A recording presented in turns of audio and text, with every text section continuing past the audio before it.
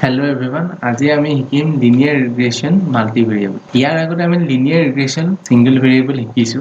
linear regression simple variable এক্সাম্পলটো আছিলে কিছুমান আমাৰ rental area লৈছিলো আৰু rental area বিলাকৰ আমি কিছুমান price লৈছিলো। এনেকুৱা কিছুমান ডাটা আমাৰ আছিলে আৰু এই ডাটা বিলাক লৈ আমি এটা মডেল ডেভেলপ কৰিছিলো আৰু মডেলটো আছিলে y = mx + c ফৰ্মত আৰু ইয়াতে x টো হ'ল ইন্ডিপেন্ডেন্ট ভেৰিয়েবল বুলি কয় আৰু সেই ইন্ডিপেন্ডেন্ট ভেৰিয়েবলটো হ'ল এৰিয়া। আমি x ৰ ভ্যালু এৰিয়া ৰাখিছো আৰু এৰিয়াটো পুট কৰিলে আমাৰ এই y ভ্যালুটো আমি পাই যাম। তো আমাৰ লিনিয়াৰ ৰিগ্ৰেশ্যন সিঙ্গল ভেৰিয়েবল আছে আৰু এই মডেলটো লৈ আমি যিকোনো ধৰণৰ এৰিয়া পালে আমি প্ৰাইচটো প্ৰেডিক্ট কৰিব পাৰো। এতিয়া আহো লিনিয়াৰ ৰিগ্ৰেশ্যন মডেল মাল্টিভেৰিয়েবল কাৰণে। যে মাল্টিভেৰিয়েবলত আমি এক্সাম্পল এটা লৈ লওঁ। সাপোজ এইটো এটা কোম্পানী হয় আৰু কোম্পানীত সাপোজ এক্সপিৰিয়েন্স কাউন্ট কৰে, টেষ্ট স্কোৰ কাউন্ট কৰে, ইন্টাৰভিউ স্কোৰ কাউন্ট কৰে, দেন তাৰ স্যালাৰি পেকেজটো নিৰ্ধাৰণ কৰা হয়। এতিয়া এই যিটো হ'ল experience, test score out of 10, interview score out of 10 আৰু এই চেলাৰীটো হ'ল ডিপেন্ডেন্ট ভেৰিয়েবল। গতিকে চেলাৰীটো হ'ব y আৰু এই সাপোজ এক্সপিৰিয়েন্স এইটো হ'ল ইন্ডিপেন্ডেন্ট ভেৰিয়েবল। আমি x1 বুলি ধৰি ললো আৰু টেষ্ট স্কোৰ আউট অফ 10 সবৰ কাৰণে ধৰিছো তো সেইটো হ'ল x2 আৰু ইন্টাৰভিউ স্কোৰ আউট অফ 10 সেইটো হ'ল x। তো এইকেইটা x1 x2 x3 এইকেইটা হ'ল আমাৰ ইন্ডিপেন্ডেন্ট ভেৰিয়েবল। দেন এই গোটেই ইকুৱেশ্যনটো এইটো ফৰ্মত আহিব y = m1 * x1 + m2 x2 + m3 x3 + b ফৰ্মত আহিব। গতিকে এইটো ইকুৱেশ্যনটো আৰু ইয়াৰ ইকুৱেশ্যনটোৰ মাজত ভাষ্ট ডিফাৰেন্স আছে। সো আমি এই ইকুৱেশ্যনটো একচুয়ালি মডেল হ'ব আমাৰ এটা মডেল আমি ডেভেলপ কৰিম বা ইকুৱেশ্যনটো ডেভেলপ কৰিম আৰু যিকোনো ধৰণৰ কেণ্ডিডেট সাপোজ তাৰ এক্সপিৰিয়েন্সটো সাপোজ 10 years হ'ব, টেষ্ট স্কোৰ সাপোজ 5 পালে, ইন্টাৰভিউ সাপোজ 2 পালে, তেনেকুৱা এজন কেণ্ডিডেটে কিমান স্যালাৰি পেকেজ পাব তাক প্ৰেডিক্ট কৰিব পৰা আমি এই মডেলটো ডেভেলপ কৰিম। সো এইটো লিনিয়াৰ ৰিগ্ৰেশ্যন মাল্টিভেৰিয়েবলত। এতিয়া আমি গুগল কলেবৰ নোটবুকখন খুলিব লাগিব। গুগল কলেবৰ নোটবুকখন খোলাৰ আগতে এই যিটো আমি ডাটাখিনি থকা এই CSV ফাইলটো গুগল ড্ৰাইভত আপলোড কৰিব লাগিব। আপলোড কৰাৰ পিছত তাৰ লিংক এটা জেনেৰেট কৰিব লাগিব আৰু তাক এক্সেছটো আমি দিব লাগিব। গুগল কলেবৰ নোটবুকখন খোলাৰ পিছত আমি প্ৰগ্ৰামটো বা কোডটো আমি ইয়াত ৰান কৰিব লাগিব। সেই কোডটো তাৰ কাৰণে আমি অলৰেডি ডেভেলপ কৰি ৰাখিছো। ইয়াতে এই কোডখিনি এই ভিডিঅ'টোৰ ডেছক্ৰিপশ্যনত পাই যোৱা যাব, তাত লিংক আছে, সেইটোত গ'লে গোটেইখিনি পাই যোৱা যাব। তো অলৰেডি মই লিখি ৰাখিছো। ইয়াৰে কিছুমান ফাৰ্ষ্ট ষ্টেপত আমি কিছুমান লাইব্ৰেৰী কল কৰি ল'ব লাগিব। এইবিলাক হ'ল লাইব্ৰেৰী আৰু এইফালে ৰান কৰি দিলো এনেকে চিম্পল। এইবিলাকৰ ডিফল্ট থাকে, এইবিলাকত ইমান চিন্তা কৰিবলগীয়া একো নাই।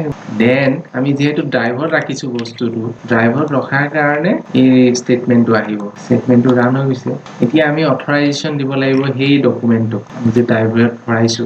ড্ৰাইভৰ ভিতৰত এক্সেছ কৰিব বিচাৰিব এই গোটেই প্ৰগ্ৰামটোৱে। গতিকে আমি তাক এলাও কৰি যাব লাগিব।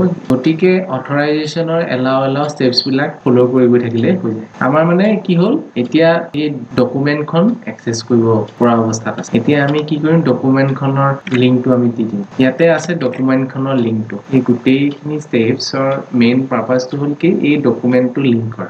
বাকী বিশেষ তাৰ চিগনিফিকেন্স নাই। ইয়াতে আমি কি কৰিলো, এই লিংকটো আমি কৰিলো। এতিয়া আমাৰ সাপোজ গুগল ড্ৰাইভৰ যিটো ফাইল আমি আপলোড কৰিছিলো তাৰ আমি লিংকটো ডেভেলপ কৰিব লাগিব আৰু লিংকটো কি কৰিব লাগিব, এজ ইউজুৱেল শ্বেয়াৰ এনিওৱান কেন ভিউ কৰি দিব লাগিব। তেতিয়াহে আমি ইউজ কৰিব পাৰিম। গতিকে ইয়াৰ পৰা আমি ডাটা ফ্ৰেমটো লৈ ললো। ডাটা ফ্ৰেম যিটো আমাৰ ডাটাখিনি আছে তাত ডাটা ফ্ৰেম বুলি কয়। সেইখিনি প্ৰিন্ট ডাটা ফ্ৰেম বুলি কৈ দিলো। ইয়াতে এইখিনি আমি চিম্পল পাইথন ইউজ কৰিছো। এতিয়া আমাৰ ডাটা ফ্ৰেম এতিয়া ৰান কৰি দিলো। এইটো ডাটা ফ্ৰেমটো আহি গ'ল আমাৰ। এইখিনি আমাৰ ডাটা এক্সপিৰিয়েন্স আছে, টেষ্ট স্কোৰ আছে, ইন্টাৰভিউ স্কোৰ আছে, চেলাৰী আছে। আমি মডেলটো ডেভেলপ কৰিব লাগিব। তাৰ কাৰণে আকৌ কিছুমান এইটো লাইব্ৰেৰী কিছুমান কল কৰি ললো। কেতিয়াবা এইখিনিত যদি লাইব্ৰেৰীবিলাক কল কৰা নাযায় তেতিয়াহ'লে যিটো প্ৰগ্ৰামটো নচলে। তো সেইকাৰণে আকৌ এবাৰ এইখিনিত ৰান কৰিলো। এতিয়া আমি এই লিনিয়াৰ মডেলটো আমি লিনিয়াৰ ৰিগ্ৰেশ্যনৰ under model is equal to linear model linear regression. এই মডেলটো আমি এতিয়া মডেল ফিট কৰিলো বা মডেলটোক আমি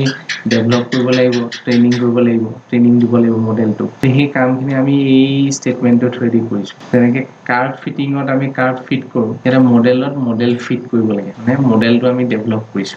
মডেলটো ডেভেলপ হোৱাৰ লগে লগে লিনিয়াৰ ৰিগ্ৰেশ্যন বুলি এনেকে আহি যায়। তো এইটো হৈছে বুলি ভাবিব।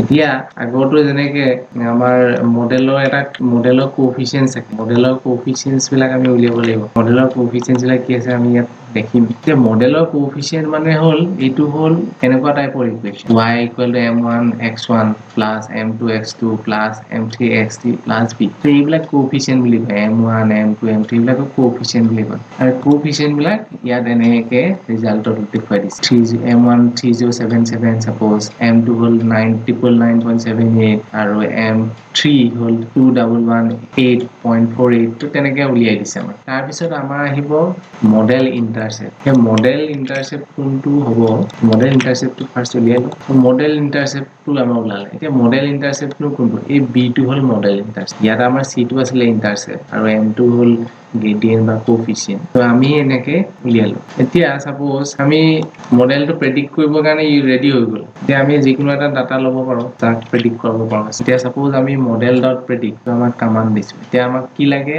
এজন ক্যান্ডিডেট যাৰ এক্সপেৰিয়েন্স হৈছে 2 বছৰ টেষ্ট স্কোৰ পাইছে 5 আৰু ইন্টাৰভিউ স্কোৰ পাইছে 7 তেনেকুৱা এজন ক্যান্ডিডেটে কিমান স্যালাৰি পেকেজ পাব আমি তাক প্ৰেডিক্ট কৰিব লাগিব তো তেওঁ পাব 50807 তেনেকে হ'ল আমি প্ৰেডিক্ট কৰিম কোজ আৰু এটা লৈ লওঁ মডেল ইয়াতে লৈছো কি এক্সপেৰিয়েন্স 12 বছৰ 10 পাইছে টেষ্ট স্কোৰত 10 পাইছে ইন্টাৰভিউত তেওঁৰ দৰমহা হ'ব 92940 তেনেকুৱা ধৰণৰ আমি লিখিব পাৰো সো এইটো হ'ল লিনিয়াৰ ৰিগ্ৰেশ্যনৰ মাল্টিভেৰিয়েবল লৰ কোড আৰু এই কোডটো ইজিলি ডাউনলোড কৰিব পৰা যাব ভিডিঅ'টোৰ ডেসক্ৰিপচনত থকা লিংকটোত গৈ থ্যাংক ইউ